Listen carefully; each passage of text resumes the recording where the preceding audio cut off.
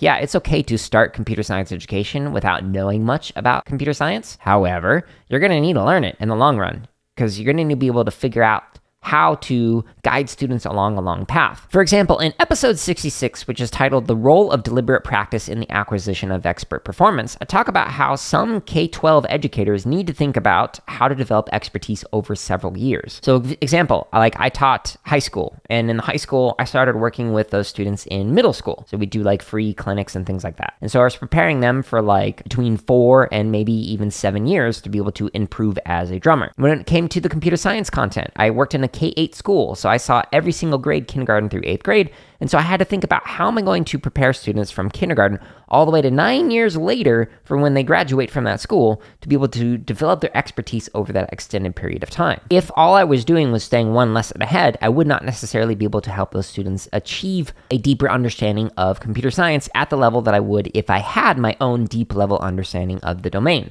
Which is why in my free time, air quotes there, on weeknights, weekends, etc., I was constantly learning new languages, new IDEs to work with, etc., so that way I could improve my understanding of computer science. Because again, I have no background in it. Even though I've worked with every grade, kindergarten through doctoral students, my PhD's in music education, not in computer science education. I have no degrees in it. I had to learn all of this stuff. That way I could support the students I was working with to help them when they got stuck or to know, oh, the direction you're heading, oh, that's an interesting idea. However, there is a roadblock in that platform that's going to prevent you from doing whatever it is that you want to do. I wouldn't know that if I didn't have an in-depth understanding.